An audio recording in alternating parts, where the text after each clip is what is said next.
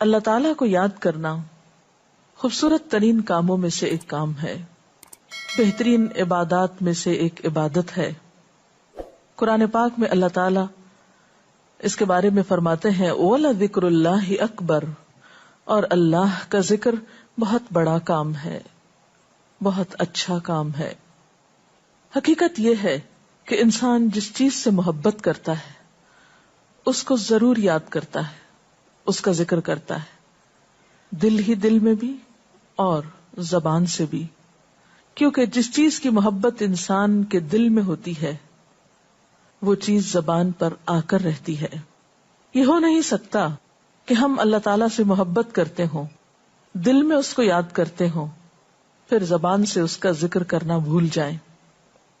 ذکر الہی تو بندہ مومن کی زندگی میں غیر محسوس طریقے سے شامل ہو جاتا ہے، اس کی اس طرح عادت ہو جاتی ہے کہ انسان اٹھتے بیٹھتے چلتے پھرتے تنہائی میں سب کے بیچ میں بیٹھ کر اپنے رب کو یاد کرتا رہتا ہے، دل ہی دل میں یا زیر لب وہ اپنے رب کو کسی حال میں بھی نہیں بھولتا۔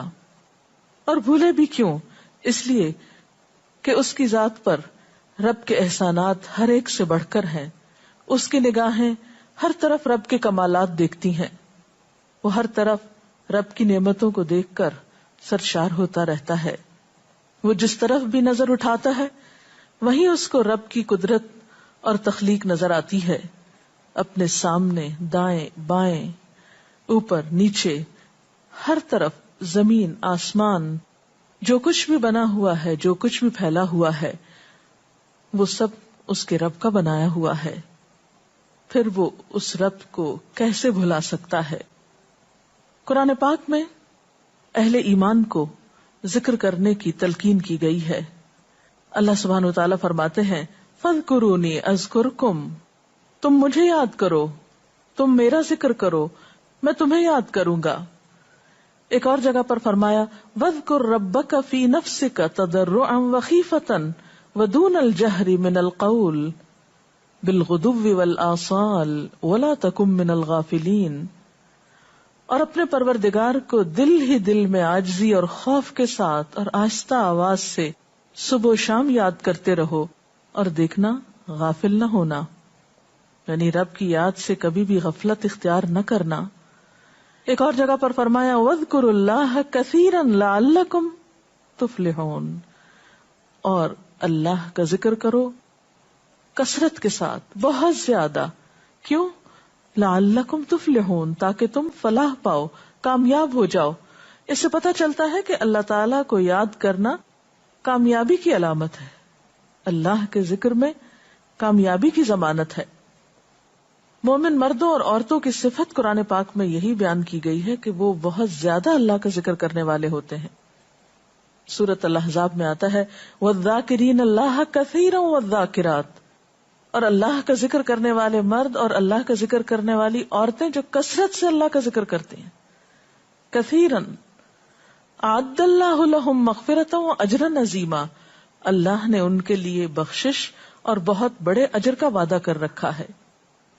اور پھر یہ کہ ذکر کرنے کے لیے کوئی خاص وقت مقرر نہیں، انسان ہر حال میں ذکر کر سکتا ہے، ہر وقت میں ذکر کر سکتا ہے۔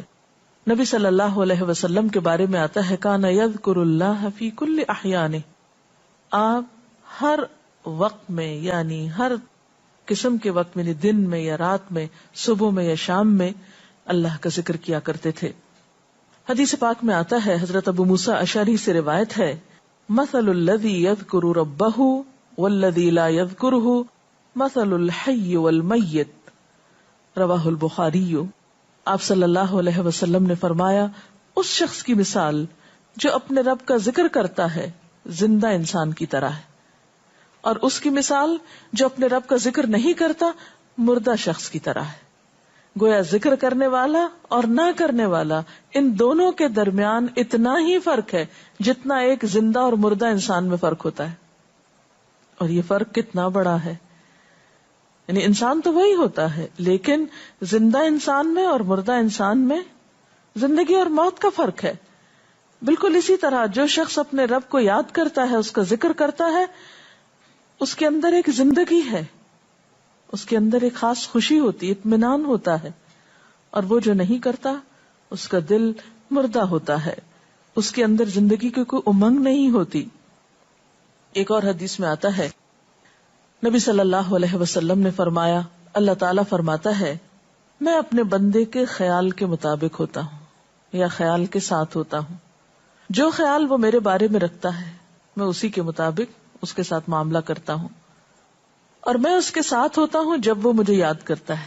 گویا ذکر کرنے والے اللہ کی مدد کے مستحق ہوتے ہیں، یعنی اللہ ایسے بندوں کے ساتھ ہوتا ہے جو ذکر کرتے رہتے ہیں. اگر وہ مجھ کو اپنے دل میں یاد کرتا ہے تو میں بھی اس کو اپنے دل میں یاد کرتا ہوں، اور اگر وہ مجھے کسی جماعت میں بیٹھ کے یعنی کسی گروپ میں یعنی پبلک میں بیٹھ کے یاد کرتا ہے تو میں اس کو اس سے بہتر جماعت میں یاد کرتا ہوں، یعنی فرشتوں کی جماعت میں یاد کرتا ہوں. تو گویا فاذکرونی اذکرکم، تم مجھے یاد رکھو میں تمہیں یاد رکھوں گا. تو جو شخص بھی یہ چاہتا ہو کہ اللہ تعالیٰ اس کو یاد رکھے، اس کی مشکل میں اس کی مدد کرے، تو اس کے لیے کیا ضروری ہے کہ پھر وہ ذکر کرتا رہے. اور ذکر تمام عبادات کو خوبصورت بناتا ہے. مثلا روزہ رکھنا ایک عبادت ہے، لیکن جس روزے میں ذکر الہی ہو اس کا اجر و ثواب کئی گنا بڑھ جائے گا. حج ایک عبادت ہے بذات خود، حج کا سفر ایک عبادت ہے، لیکن اس سفر میں انسان اگر ذکر الہی کرتا رہے تو اسی حج کا ثواب کئی گنا بڑھ جائے گا. اور نماز تو سراسر ہے ہی اللہ کی یاد کا نام. اقم الصلاۃ لذکری، نماز قائم کرو میری یاد کے لیے. اللہ کے ذکر کا بہترین طریقہ ہے. ایک اور موقع پر آپ صلی اللہ علیہ وسلم سے جب یہ پوچھا گیا کہ سب سے اچھی نماز کس کی، سب سے اچھا روزہ کس کا، سب سے اچھا حج کس کا، سب سے اچھا مجاہد کون، تو آپ صلی اللہ علیہ وسلم نے ہر بار یہی جواب دیا کہ جو اپنے ان کاموں میں ذکر الہی کثرت کے ساتھ کرے. اور ذکر کرنے والے ہر میدان میں آگے نکل جاتے ہیں. حدیث پاک میں آتا ہے نبی صلی اللہ علیہ وسلم نے فرمایا مفردون سبقت لے گئے. لوگوں نے پوچھا کہ یہ مفردون کون ہے؟ فرمایا وہ مرد جو کثرت کے ساتھ اللہ کا ذکر کرتے ہیں اور وہ عورتیں جو کثرت کے ساتھ اللہ کو یاد کرتی ہیں. اور یہاں آپ نوٹ کر رہے ہیں خاص طور پر مردوں کے ساتھ ساتھ عورتوں کا ذکر بھی ملتا ہے. حضرت عبداللہ بن بسر فرماتے ہیں کہ ایک شخص نے عرض کیا یا رسول اللہ صلی اللہ علیہ وسلم، بے شک اسلام کے احکام مجھ پر بہت ہیں، یعنی ذمہ داریاں بہت ہیں، کرنے کے کام بہت ہیں. آپ مجھے کوئی ایسی بات بتائیں جسے میں اپنے لیے لازم کر لوں، یعنی میرے لیے آسان ہو اور میں پابندی سے کر سکوں. تو آپ صلی اللہ علیہ وسلم نے فرمایا لا یزال لسانک رطبا من ذکر اللہ، کہ ایک چیز پابندی سے پکڑ لو، اور وہ کیا کہ تیری زبان ہمیشہ اللہ کے ذکر سے تر رہے، ہر دم اللہ کو یاد کرتے رہو. اور یہ حقیقت ہے کہ انسان کوئی بھی کام کر رہا ہو، مثلا خواتین کھانا پکا رہی ہیں، گھر صاف کر رہی ہیں، واک کر رہی ہیں، کوئی بھی کام کر رہی ہیں اس طرح کا، تو اس میں ساتھ ساتھ اللہ کی یاد کرتی رہیں. سبحان اللہ، الحمد للہ، اللہ اکبر، استغفر اللہ، لا الہ الا اللہ، ان اذکار کا ورد کرتے رہیں، تو اس میں کام بھی ہوتا رہے گا اور اس کے ساتھ ساتھ اللہ کی یاد بھی ہوتی رہے گی. خصوصی طور پر 2 کلمات ایسے ہیں جن کے بارے میں بہترین اجر کی خوشخبری سنائی گئی. آپ صلی اللہ علیہ وسلم نے فرمایا کلمتان، 2 کلمات ایسے ہیں خفیفتان علی اللسان، جو زبان پہ بہت ہلکے ہیں، یعنی پڑھنے میں کچھ مشکل نہیں. ثقیلتان فی المیزان، میزان میں بہت بھاری ہیں. حبیبتان الی الرحمن، رحمان کو بہت محبوب ہیں، اور وہ کیا ہیں؟ سبحان اللہ و بحمدہ، سبحان اللہ العظیم. چلتے پھرتے، اٹھتے بیٹھتے، کام کاج کرتے، تسبیح پڑھتے رہنا، ذکر کرتے رہنا انسان کے دل کو جہاں اطمینان بخشتا ہے وہاں اس کے کام کو آسان بھی کر دیتا ہے، اور اللہ کی مدد بھی ساتھ ہوتی ہے. اور قرآن پاک میں ایسے لوگوں کے لیے خوشخبری ہے، الا بذکر اللہ تطمئن القلوب، سنو اللہ کے ذکر سے دلوں کو اطمینان ہوتا ہے. اور ویسے بھی میزان میں بہت بھاری نیکی ہے.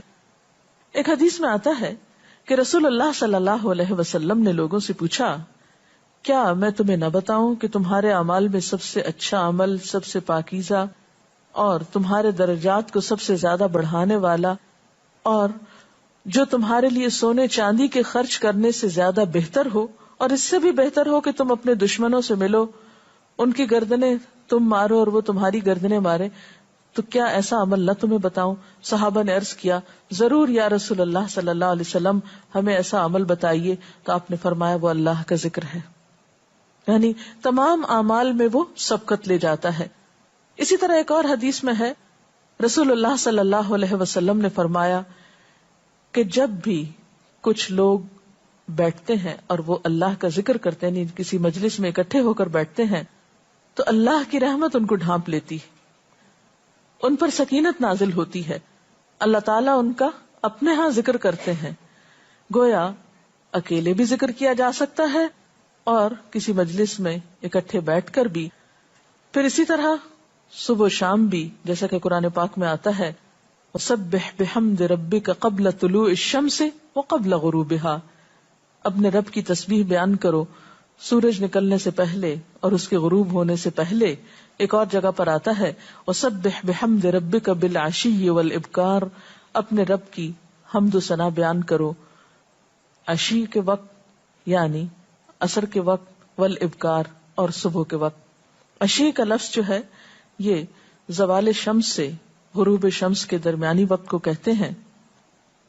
پھر اسی طرح انبیاء علیہم السلام کے بارے میں ہم دیکھتے ہیں، حضرت داؤد علیہ السلام بہت خوبصورت آواز سے، بہت خوبصورت انداز میں اللہ تعالیٰ کا